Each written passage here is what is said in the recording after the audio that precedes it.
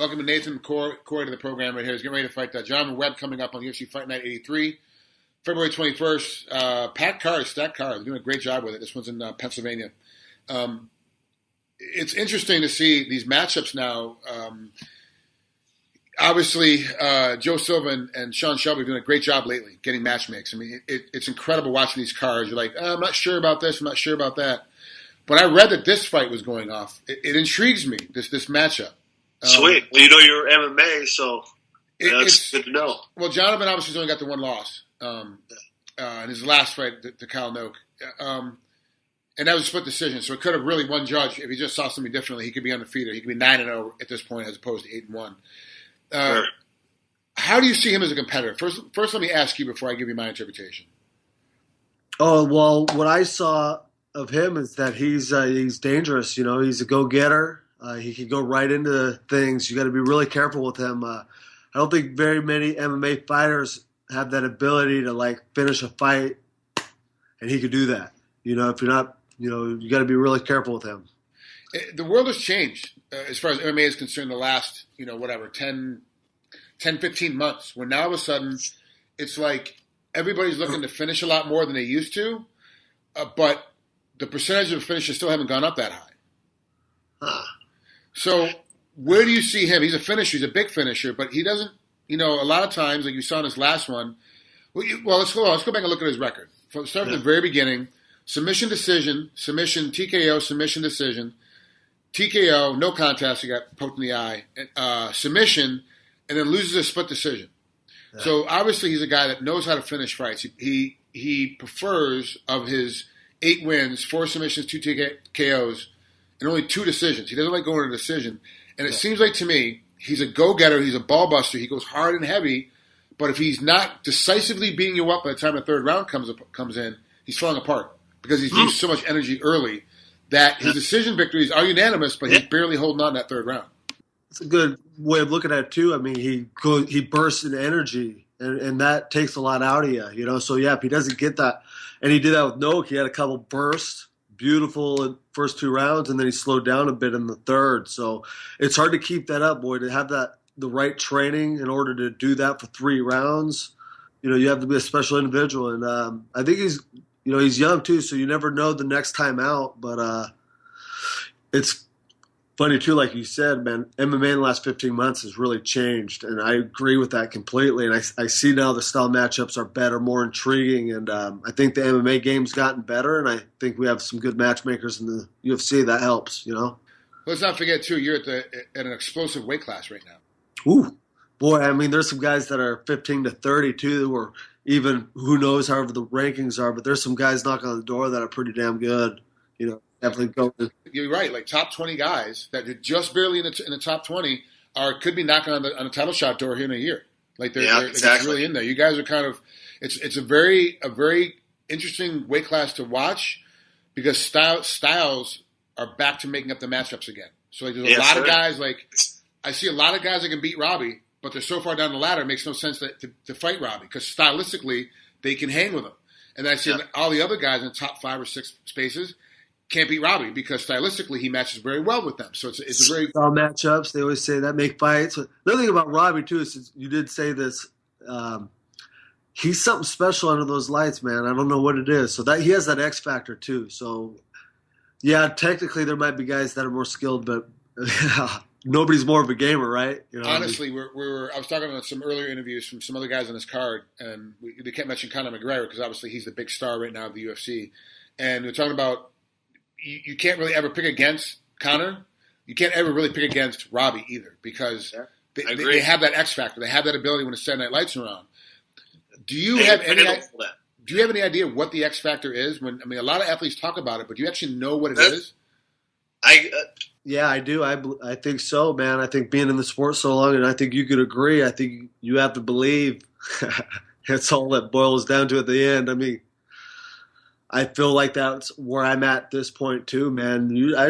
I put a lot of 3 decades into this sport, really, and I believe, and that's I think you got to go out there and take what's yours, and I think they do that very well, And those guys, the X Factor, they do believe it's. You always talk about it's now 98% mental at this level because you've already spent time. It's not 6 months in the sport.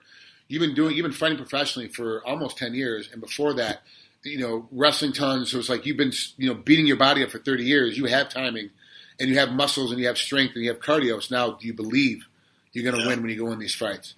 Jonavin Webb's only got the one loss, and it's a split decision loss. You're gonna have to force him to believe that he's going to lose.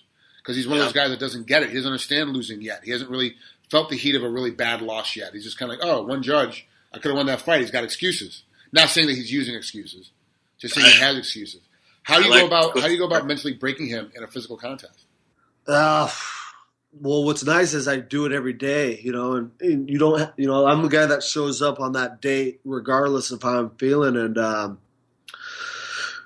and so that gives me confidence, man. I do this every day regardless, and it just so happens that I really feel like everything's perfect for this fight. Everything's just awesome, and I believe. I don't know what else to say, man. That's how I'm going to do it. I'm going to get after him like I've done every day forever. I really like to think that I give it my all every day, so I'm really going to go get this motherfucker, I really feel good right now, so. It's never a factor. I'm probably walking around the same weight as Conor McGregor, probably like 180, through the true weight class, these guys cut a lot. I fight at my natural weight, 10 water pounds, whatever, but I'm lucky too, though. I mean, the weight class is right there for me. I don't, what's shaken down with IVs and all that, it's worked out perfect for me. I never took an IV because I wasn't really needing to. I could recover 10 pounds and get hydrated in 24 hours. How wrestling too at the very end there, I don't know college, I don't know if you touched that, but they did that 1 hour weigh-in, and that kind of changed everything, as far as, so we were ahead of the curve on that weight cutting and how to do it properly. And I think in some ways that was really good because you kind of had to just do your natural weight. You couldn't really cheat that system, So for the folks at home, what they did in college is they said, we're going to do a weigh-in an hour before, and then an hour later, we're going to start the duel. But the duel doesn't start at 125. The duel starts at the weight class we pull out of the hat. So it could start at anybody's weight class, and it rotates all the way through. If it starts in the middle, it goes all the way up through heavyweight and comes back down to the lightweight and goes all the way back up again. So literally, the duels could be decided on a guy at 133. It could be decided on a guy at 165 because that's the final match of the duel. Also, too, the guy at 165 that cuts a lot of weight, he also has to wrestle first. So it really changed everybody's weight class. Changed it. I mean, remember how it started, too. Now, I got in there, my first year of college was the old rules, 24 hours. And I specifically, remembering each week we have a dual meet or whatever, I was specifically remembering 3 days of training and 3 days of cutting weight. And those 3 days of cutting weight is your training, but with the mindset of cutting weight. And then what happened is some guys started using the creatine, and that's, unhealthunhealthy. Well, the amounts they're using. Creatine's healthy. It's just the amounts that they were using. They were doing. Yeah, and I don't know enough about that, but all the things that can happen, though, you got to take that shit serious. And now that we get hit in the head, there's no messing around with that, Yeah, I really believe like GSP had the right formula when he was the champ at 170, where he was walking around at 185. He would, even out of train camps. I see that. He's like, I'm staying at 185 because I don't want to be any heavier because it makes it hard to cut weight. And you see, he'd go 5 rounds hard. Yes, at the end of his career, it was a little bit boring. I get it, but he played it safe, like most champions do. But he had, let's not even talk about the money he made, but he would go hard for 25 minutes. And he had that energy after only cutting 10, 12 pounds. Yeah, and people don't know getting on top of somebody and doing what he did where he's balanced enough to do enough. Man, he did some amazing things, dude. That style is hard to do for 25 minutes, Who are the guys right now in your weight class that might surprise us that you actually respect at the weight class? Ooh, that was a damn good question, right? Well, I like that Albert Tumanoff, right? I think he's for real. Yeah, he's legit. He's definitely legit. He's jumping on the scene, and he's one of those guys that's gonna surprise a lot of people very quickly. Simply because he still has an unknown factor about him. He's still not really sure if he's seen everything he's got yet. Yeah, and he seems to get after him, be a killer. He's in your face with good technique, and I think we're seeing that now more. The MMA is getting footwork, and the range is such a big deal, and it's clean, protecting their self when they come back with their punches. So he does that really well. He's pretty safe too when he's going forward. Larkin, he fought him, and that was, there's so many. And then Larkin fought Santiago, and I really thought who's on our team, and Santiago's, I thought was off that night a little bit. I train with him, I see him, and I thought he was just a hair off that night. And there's so many people. And then we got guys that branch off from there.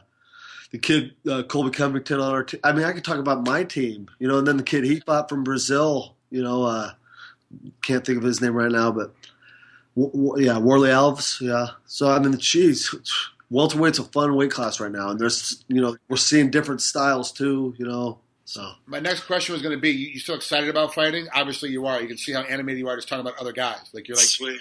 Yeah, you're definitely still excited. You're 37, right? Yes, sir. Yeah. A lot of folks are talking about, should be end of your career, whatever. Of course, Couture went until he was 47. You haven't taken much. You haven't really taken, at least from what I can see, you haven't taken a lot of blows. You haven't taken a lot of beatings. You haven't you got smart about your weight, cut weight earlier, so you didn't have that problem like most of us did, where cutting weight became the biggest factor of the fight.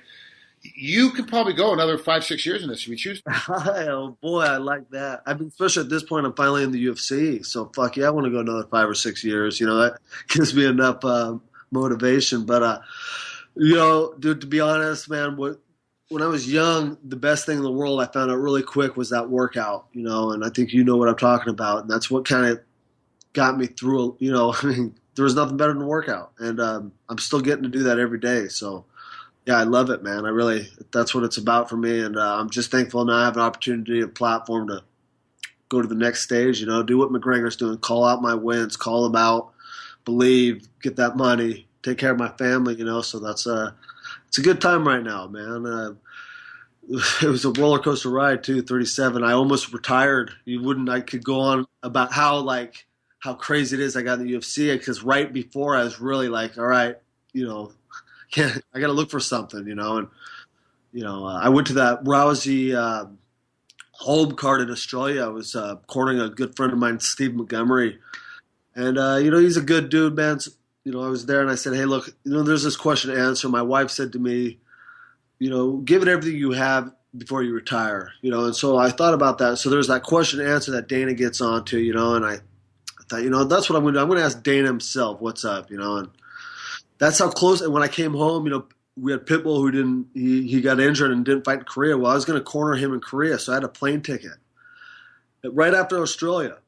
And Pitbull got hurt. I thought, well, maybe this is my chance to get in. I mean, I've already got a plane ticket. And I didn't get the call. And I thought, for sure this ain't happening now. I was on the tough show. It just didn't work out. It's fine.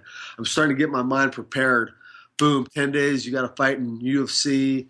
And then... So, yeah, excited, Up to that point, I was training my ass off, though, and I probably still would have. But in my mind, I was kind of like, all right, I've got to look for something else maybe. And it's just funny how this shit works, man, It changes on a dime. Like, it literally it swaps over. You're like, well, what the hell's going on next? Like, you never know.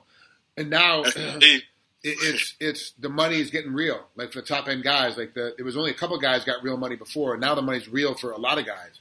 People can make real livings now at it, whereas opposed to a lot of us retire, we owe money and we get out of it because we're like, we can't fight anymore, we can't afford to fight anymore. Guys not going to walk away with, have some money in the bank, have some houses bought, be somewhat debt free. It's a good plan now. What's your 5-year plan financially? Like, do you see yourself staying in the UFC, obviously winning in the UFC, but then going, hey, look, at the end of 5 years, I'm completely debt free. I've got 2 more houses. I've got, what is it? What's your plan? I guess, man, if I was able in 5 years to pay off my house and have enough money to live till my kids are out of the house, then I feel like a load to be off my shoulders, man. So, I like to think when I first got into competition it was about the money, but it sure has become about it. And it's a nice little incentive at the end, but I still got to go out there next week and whoop some ass. I still got to handle business and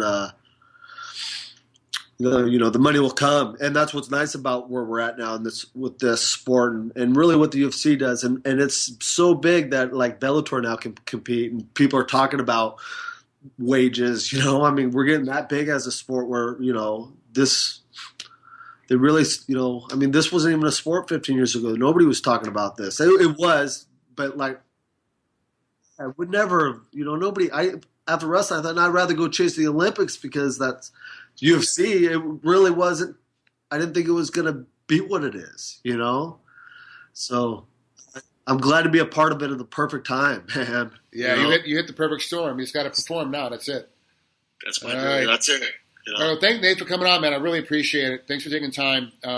Good luck, and I'll definitely be at home watching this one for sure. I can't wait to All right. Right. That's good about Fight Pass too. And hey, thank you, man, because you've been interviewing me for the last few years, man. So thank you. You know, my pleasure. Good interview. I like having you on.